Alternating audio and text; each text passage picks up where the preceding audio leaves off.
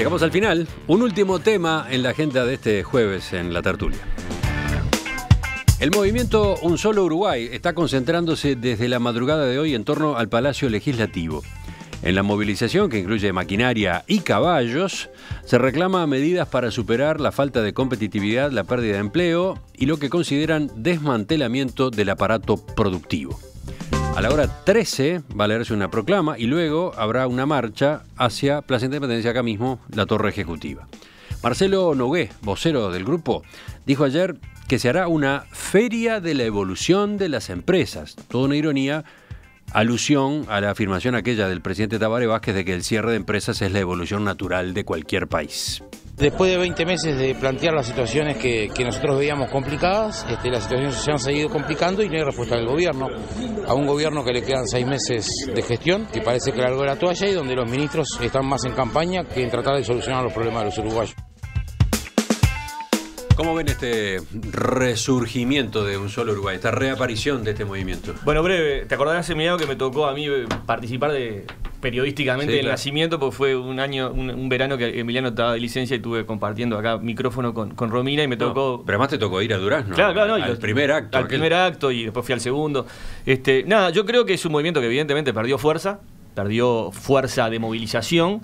No así sus reivindicaciones y sus planteos. Y creo que en ese sentido, Un Solo Uruguay, nuevamente, en el mismo análisis que venimos haciendo en los otros dos temas, viene a marcar también que Uruguay está crujiendo hacia algo nuevo, que no sabemos para dónde va a ir políticamente, pero algo nuevo con diferente tipo de reivindicaciones.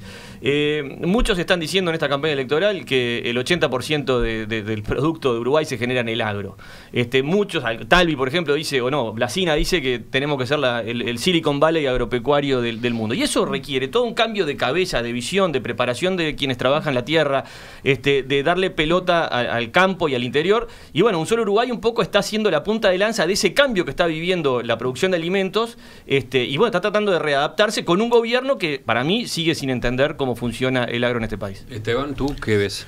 Yo creo que es un error medirlo solo desde el punto de vista cuantitativo, ¿no? Es decir, de la cantidad. Es notorio que mueve mucho menos gente, como casi todas estas cosas así eruptivas. Es notorio que los problemas de fondo han cambiado, no son exactamente los mismos, pero están planteados los temas de fondo. Y más van a estar planteados en un sentido contradictorio por la situación argentina y brasilera.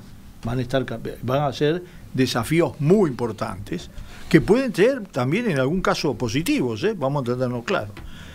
Yo creo que además la izquierda necesita un análisis de fondo de un proceso que hizo como aquel que hablaba en prosa pero no sabía que estaba hablando en prosa, que es el gran cambio que introdujo la izquierda en el campo uruguayo fue el capitalismo, absolutamente. Las relaciones capitalistas laborales, las relaciones capitalistas en cuanto a la inversión en maquinaria. Las 8 horas rurales, ¿sí?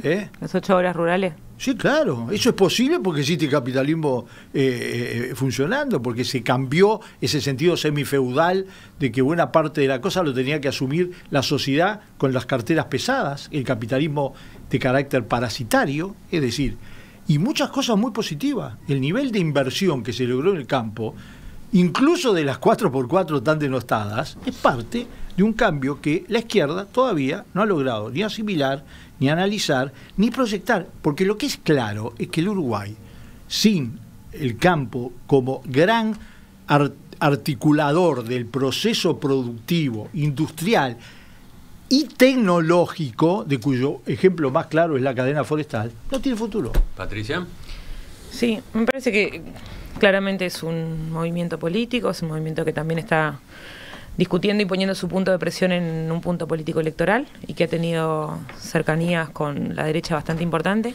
Capaz que a mí una cosa que me preocupa es cómo se construye esta dicotomía entre la ciudad y el campo, porque en definitiva los que estamos en la ciudad siempre escuchamos a los que tienen el poder económico dentro del campo, ¿no? Porque de verdad, esta gente que se está movilizando, que está opinando, discutiendo sobre la matriz productiva, no son ni los peones rurales, ni los pequeños productores, ni... Pero hay de todo. Discrepo ahí. Yo creo que los voceros y Discrepo totalmente. quienes construyen y quienes elaboran esto... El ingeniero Blasina, que no hay ninguna de las dos cosas. No, pero además Blasina tampoco es un integrante formal de bueno, Un pero Solo ha sido Uruguay. vocero. No, lo invitaron a hablar en el primero de los actos, El primero de los Habló. actos. pero no porque fuera miembro, No, y habló. porque es un periodista agropecuario reconocido.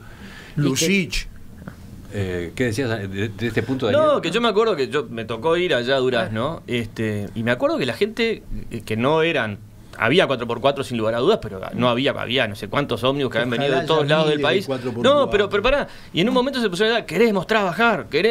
O sea, yo no escucho en los actos del PIT-CNT, queremos trabajar. Pero seguimos. O sea, y la trancadera era eso, porque los costos no les permitían a ellos poder trabajar la tierra. Y eso era una de las grandes reivindicaciones de esas jornadas. No, bueno, y creo que sí se pone en discusión, o que lo que es interesante es esta discusión sobre la matriz productiva y sobre cómo nosotros aportamos a la tecnificación del proceso productivo. Creo que han habido grandes avances, creo que el proceso de la ANDE y la Agencia de Desarrollo, de poder pensar las inversiones en el campo, de verdad creo que se ha aportado en ese sentido. Sí está claro que si el mayor productor del país es el campo, también paga impuestos. Y eso, ahí creo que hay un punto importante, que es cómo ellos consideran que financian, ¿no? Lo bajan el costo del Estado, la ciudad, etcétera, papá. Y creo que ahí hay una discusión para dar que no es tan lineal como se da. Pero que me gustaría escuchar a otra gente también. Yo creo que no sé si tienen menos capacidad de movilización o no. Hoy puede ser que quede manifiesto. Me parece obvio lo que se decía de que tienen en el fondo también una finalidad política.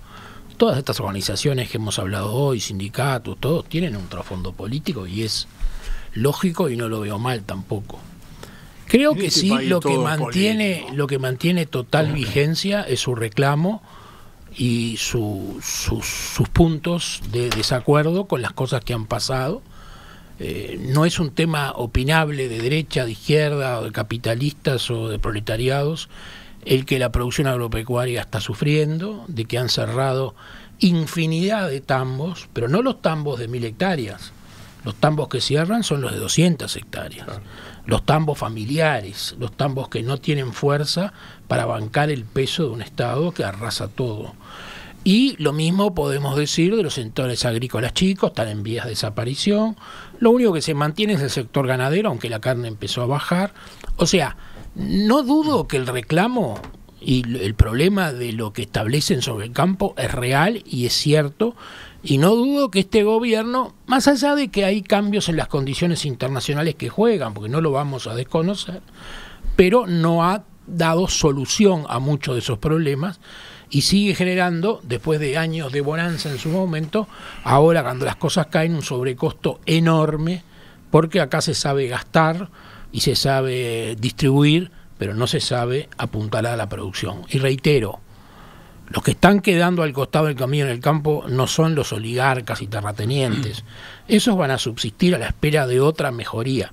Los que están quedando en el camino son los chicos, los productores chicos. Los grandes, por supuesto. Hay un comunicado urgente de Un Solo Uruguay que dice: queremos informar que después de haber coordinado durante 15 días con las autoridades competentes la operativa de vehículos que asisten al acto, a las 9, por órdenes superiores de la policía, no se está permitiendo el ingreso a las inmediaciones del Palacio Legislativo de camiones, ómnibus y vehículos particulares que vienen a manifestarse pacíficamente. No pueden. O sea que el bloqueo que está habiendo se estaría produciendo con los vehículos que llegaron temprano, a las 9 ya no se estaría permitiendo eso.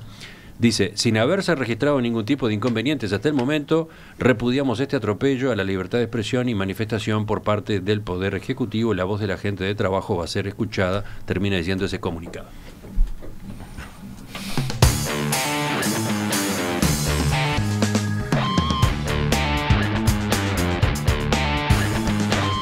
Esteban Valenti, Daniel Superviel, Carlos Ramela, Patricia González, gracias por acompañarnos esta mañana. Un gusto, hasta la gracias. próxima. Hasta la próxima.